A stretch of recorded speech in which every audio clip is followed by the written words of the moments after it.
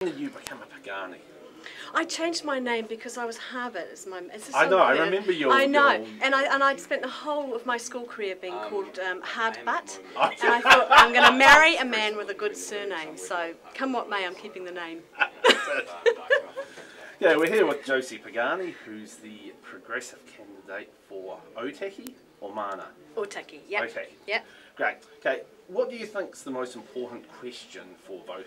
Not question, the most important issue for voters in Otaki? Well, I'd have to agree with Darren that it's transport. I mean, I go out onto State Highway 1 and, you know, you feel like you're going to be killed. You know, there's traffic coming in all ways and you're just trying to get your kid to school. So definitely transport and health. I came back from overseas, so I can't get a GP. And I'm shocked in a developed country like New Zealand that you can't get a GP. So those are the two issues for Otaki. But, you know, there are bigger issues nationally, and I think, you know, we really have to decide whether or not we want a government that's going to do things like keep Kiwi Bank, or are they going to sell it? And under the present situation in America, I don't want to see anyone selling our bank.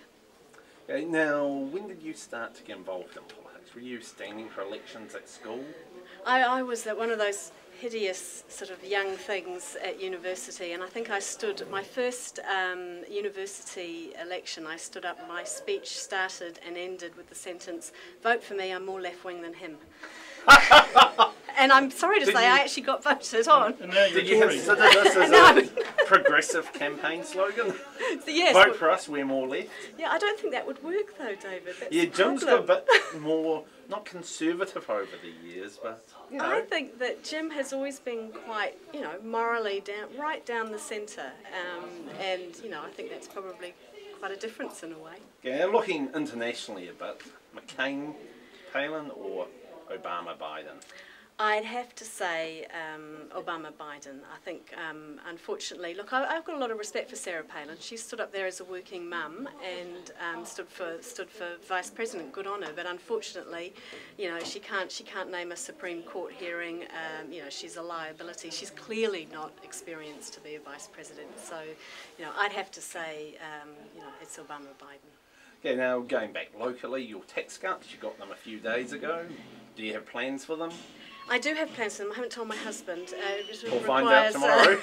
That's right, yeah. I quite like a new pair of Mia Piachi shoes, but maybe I shouldn't say that on camera. Boosting GDP, what you need in a recession. That's right, supporting local businesses, or rather it's Italian, but, you know, Pagani. Pagani, yes.